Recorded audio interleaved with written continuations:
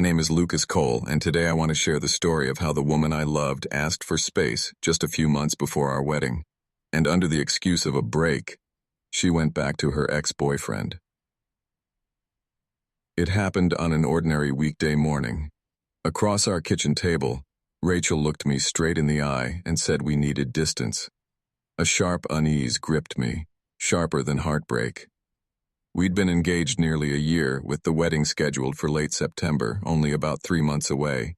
Just the week before, Rachel was buried in flower samples and napkin choices, calling me at work about colors as if every shade carried the weight of eternity. Now, suddenly, she wanted out, at least for a while. "How long?" I asked. She fiddled nervously with her diamond engagement band and whispered, "A few weeks, maybe longer. I just need time to sort things out." That evening, she folded clothes into a suitcase with military neatness, the same precision she used in her job as a brand strategist at Stonebridge Marketing. When I carried her luggage to her blue Toyota Corolla, she kissed my cheek like it was a formality and assured me, "This doesn't mean it's over." She said she'd be staying with her sister Laura in Ashwood, 40 minutes north. I stood in the driveway watching her taillights vanish, the house already feeling emptier than it had that morning. The silence stretched. Several days passed with no real contact. I sent one message asking if she was okay. All I got back was a single thumbs-up emoji. That was it.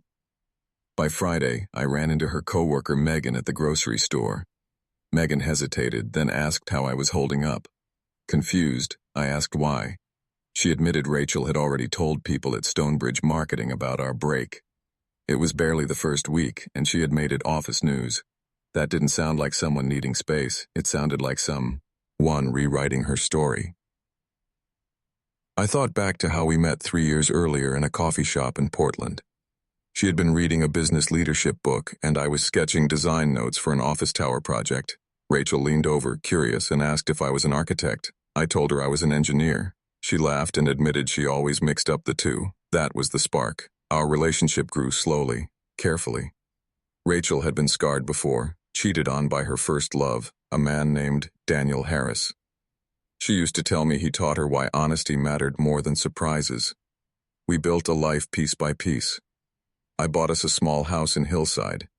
She converted the spare bedroom into her office for remote work. I handled the mortgage. She took care of groceries and utilities. Rachel tracked wedding details like a general planning a campaign, spreadsheets, timelines, vendor lists. I followed her lead, happy to let her control the details. Her parents, Michael and Linda, practical folks from Maplewood, liked me well enough. Her sister Laura kept her guard up but softened after I helped her move. Then came the change. The week before her request, Rachel had grown distant. She skipped our usual midweek dinner and stayed late in her office, saying work stress had her drained. I believed her at the time. But truth has a way of clawing through the cracks. 2 weeks after she left, I received a message from Trevor, a college friend. Attached were 3 photos. His note was short. "Thought you should see this." The first photo showed Rachel at a restaurant, sitting across from a man with a face I recognized immediately. Daniel Harris, the same ex who had betrayed her years ago. The second captured them on a hiking trail. Rachel wearing the red winter coat I'd given her for Christmas, Daniel's arm wrapped around her shoulders. And the third image froze my breath. Rachel, Elle and Daniel kissing in front of a rustic cabin, the timestamp only days old. The photos told me everything. Behind them stood tall trees and mountains stretching into the sky. The timestamp was from only a few days earlier. Trevor's message explained it clearly. His cousin had spotted Rachel at Cedar Ridge Lodge near Aspen Highlands, and she was sure it was her. She even remembered Rachel from our engagement party. I sat in my kitchen staring at the screen. Dinner at a restaurant, a cozy hike, then the kiss outside that cabin. Rachel hadn't been at Laura's apartment sorting through doubts. She had been with Daniel Harris, digging up something I thought was long gone. I didn't call, no demands, no rage-filled texts. Instead, I pieced together the timeline like an engineer reviewing blueprints. Tuesday, Rachel asked for space. By Friday, dinner with Daniel. A week later, hiking together. The next Tuesday, kissing in front of a lodge. That wasn't a chance. You don't just bump into an old flame and plan a mountain getaway in 10 days. This was deliberate. The break had been her permission slip. When I checked the spare bedroom she used as her office, her desk was spotless. But in the drawer sat neatly labeled folders, contracts with vendors, receipts, seating charts. Everything was in order, like she was planning to return, slip back into her role, and carry on as though nothing had happened. I could already hear the excuses she'd make. Daniel was just a friend, the kiss a mistake, nothing serious. But the evidence was staring me down. That evening my phone buzzed. A text from Rachel. "Missing you. Hope you're doing okay." I didn't answer. 3 weeks after leaving, she came back. She knocked on the door instead of using her key, carrying a small travel duffel. Her hair was shorter. She wore a light gray wool sweater I hadn't seen before, and she looked like someone returning from a vacation, not a woman torn by doubt. "I missed this place," she said warmly. "I missed you." "How was your time away?" I asked. "Good. Really good. I feel clear now. I know what I want. Us, our wedding, our life together." I smiled, nodded. "Glad you figured it out." She hugged me, smelling a new floral scent. When she pulled back, she was radiating happiness. Rachel started talking immediately about the wedding. New centerpiece ideas, changes to the reception, better music options. Over the next few days, she attacked the planning with fresh energy. She set up meetings with photographers, changed the caterer's menu, and spent hours online looking up honeymoon activities for the Amalfi Coast. I went along. I wrote checks, showed up for appointments, and played the role of the supportive fiancé. But inside, I stayed silent. I didn't mention Daniel, the cabin, or the photos. If I hadn't seen the truth, I might have believed her act. 2 weeks later, I decided to test her. Over breakfast, I said, "I ran into Trevor yesterday. He mentioned seeing you while you were on your break." Rachel froze mid-sip, cup hovering. "Trevor? Where exactly?" "He didn't say. Just that he saw you." She set the cup down carefully. "Strange. I don't remember that. Maybe he's mistaken." Then she went back to her cereal like nothing had happened. But the rest of the morning she clutched her phone and later spent nearly an hour behind her office door whispering into it. That afternoon, a notification popped up. Daniel Harris had sent me a friend request. His profile showed him living in Ashwood, working as a regional sales rep for an outdoor gear company. His feed was full of hikes across Oregon, most of them in the same spots Trevor's photos were taken. I accepted the request. Within the hour, Daniel messaged me, "Hey Lucas, Rachel told me you two are engaged. Congrats, I hope we can all be friends. No hard feelings." It was obvious. Rachel had told him everything. Even worse, she made it sound like I was in on their reunion. I wrote back, "Thanks. Rachel's lucky to have such supportive friends." He never replied. That's when the full picture started clicking into place. Rachel's new wardrobe, her different perfume, her freshly cut hair. They weren't for me. They were for Daniel. Even her phone habits had shifted. Rachel used to leave it lying on counters without a thought. Now it never left her side. She carried it to the bathroom, slept with it screened down on the nightstand, and deleted messages the second they came in. Rachel guarded her phone like it was a lifeline. It went everywhere with her, to the bathroom, to the bedroom, even resting face down on the nightstand while she slept. Every buzz pulled her in, and the messages vanished almost as soon as they appeared. One evening while she showered, her phone rang on the counter. The screen flashed a name I didn't need to explain, D. Harris. I memorized the number and let it go unanswered. The next morning I called Summit Ridge Engineering, told HR I needed 3 personal days for wedding prep. Not exactly a lie.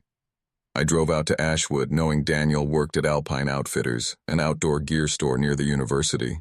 I parked across the street, waited, and eventually saw him step out for lunch. He was tall, confident, and built like someone who lived for the mountains. I could see why college-age Rachel had fallen for him. I trailed him into a deli where he sat with a turkey sandwich, grinning at his phone every few minutes. His thumbs flew across the screen, pausing as if choosing his words carefully, then smiling to himself after each message. I didn't need proof of who he was texting. His joy told me everything. Rachel was still in constant contact. Afterward, I drove to Laura's apartment complex in Ashwood. Rachel's blue Corolla sat parked in visitor parking right near the entrance, but she wasn't living there. I had already called Northfield Wellness Center earlier that morning, posing as a delivery driver.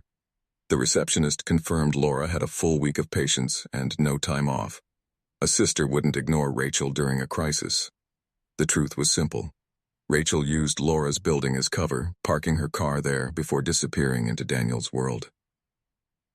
Sitting in my truck, I realized this wasn't a sudden reconnection. Rachel must have reached out to Daniel weeks, maybe months earlier. The so-called break wasn't confusion. It was her way of keeping me in reserve while testing if her ex could still be her future. Back home in Hillside, I began to document everything. Her new wardrobe, her late-night calls, Daniel's work hours, his social posts, the timeline of her request for space, even the photos Trevor had sent. Piece by piece, I built a record. I also prepared financially. The wedding was bleeding money, 12 vendors, deposits nearing $15,000, the celebration hall due in full within a month, the photographer asking for payment 2 weeks early. Rachel had managed the contracts, but it was our joint savings funding them. I opened a separate account and began quietly moving money over. Not theft, just protection. Then I called Peter Collins, a family law attorney recommended by a colleague. In our first meeting, he leaned forward and said, "You're not married yet. Legally, that's simpler. Emotionally, not so much. Do you want confrontation or evidence?" "Evidence," I told him. "I need certainty." Peter sent me to Claire Dawson, a former detective turned private investigator, known for handling infidelity cases with precision. She didn't sugarcoat it. "Most people think they want proof," she said. "What they really crave is closure. Proof just makes the closure burn." "I want proof," I insisted. For the next week, Claire shadowed Rachel. On days she claimed to be working from home, Claire followed her instead. The results came back fast. Photos of Rachel and Daniel at restaurants, walking through parks, even shopping together in Ashwood. Each picture carved away what little doubt I had left. Claire Dawson's report left no room for doubt. She had tracked Rachel and Daniel Harris all the way to Cedar Ridge Lodge near Aspen Highlands, the same place Trevor's cousin had spotted them earlier. But the most damning proof wasn't the photos. It was a video. Thursday evening, Rachel arrives at Daniel's apartment with a small travel duffel, kissing him in the parking lot, and staying through the night. When Claire handed me the evidence, her words cut deep. "Your fiancée has been living a double life. She parks at her sister's place to hide her car, but most nights she sleeps at his apartment. She's been doing this since the start of your so-called break." The file included receipts, restaurants, hotel stays, gas stations, even a jewelry shop in Aspen Highlands, where Daniel spent $347. Rachel wasn't wearing anything new, which meant she was hiding it. Claire added one more blow. Daniel had just quit Alpine Outfitters and was preparing to move to Portland, with Rachel's help setting up job interviews. "They're building a future," she warned. "The only question is whether they plan to wait until after the wedding to make it official." That night, Rachel breezed through the door, glowing. "I booked a string quartet for the cocktail hour," she announced, her eyes shining. "They do modern twists on classics. It'll be perfect." I smiled, told her it sounded wonderful, and kept my silence. Our pre-wedding gathering was set for Thursday evening at Willow Creek Hall downtown. Rachel had invited 43 people, her parents, Michael and Linda, her sister Laura, my closest friends, and half her office from Stonebridge Marketing. But I had other plans. 2 days before, I called every guest, explained that there'd been a change. "Family emergency," I said. The event was moving to Westbrook Credit Union, where my friend Owen worked and could give us a private hall. I told them Rachel would meet them there. She had no idea. When the night came, I arrived early. Owen helped me set up a TV slideshow. 15 minutes of carefully edited footage Claire had collected. Guests shuffled in, curious but patient. Michael and Linda, Laura, looking skeptical. My college friends, Trevor, Noah, and Chris, Rachel's co-workers. Everyone important to her was in that room. Rachel showed up 20 minutes late, flustered. "I went to Willow Creek Hall first," she said, glancing around. "Nobody told me." "I handled the updates," I told her calmly. "I wanted tonight to be special." She smiled and hugged me, wearing the elegant blue dress we'd chosen for the dinner. She looked radiant, completely unaware. "Before we eat," I said, turning to the room, "I'd like to share a short presentation about Rachel and me." The lights dimmed, and the first photo appeared, Rachel and Daniel at a restaurant. Then the next, hiking together, his arm around her, Rachel in the red winter coat I'd given her. Then the kiss outside Cedar Ridge Lodge. The room went silent. The video rolled on. Rachel entering Daniel's apartment at night, leaving the next morning. Receipts, candid shots, proof stacked one after another. Rachel froze, staring at the screen as her life unraveled in front of family, friends, co-workers. Minutes dragged by. Michael was first to stand. He looked at his daughter, disgust written on his face, and walked out without speaking. Linda followed, tears streaming. Laura shook her head. "Rachel, how could you? This isn't what it looks like." Rachel whispered. "It looks exactly like Chahan." "Eating," Trevor said, his voice cold. Guests left one by one, her co-workers embarrassed, my friends clapping my shoulder before slipping out.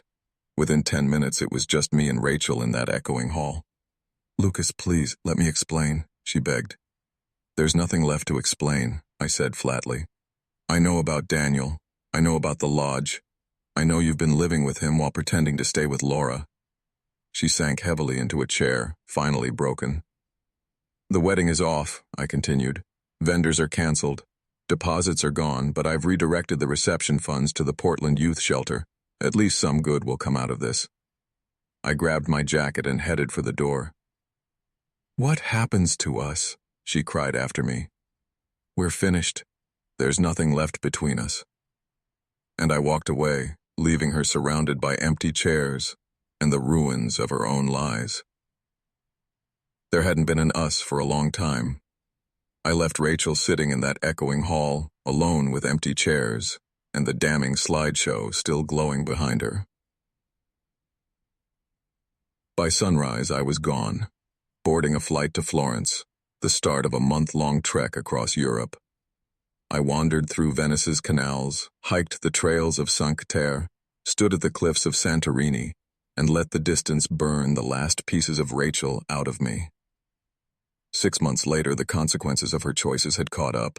Word of the rehearsal dinner presentation had spread like wildfire through her circle. Eventually, it reached her company, Stonebridge Marketing. A firm that built its reputation on trust couldn't afford an employee whose name was now tied to betrayal and scandal. They asked her to resign quietly. Her relationship with Daniel Harris didn't survive either. The thrill of sneaking around died the moment everything became public. Within 3 weeks, they collapsed. Daniel stayed in Boulder, working shifts at small gear shops, his shot at career advancement, but gone. The companies Rachel had vouched him into backed out, unwilling to attach themselves to someone exposed for wrecking an engagement.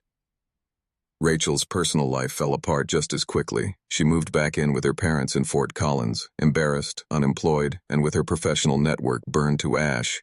Even her sister Laura, who had unknowingly been her cover, cut ties for months before allowing her back into limited family gatherings.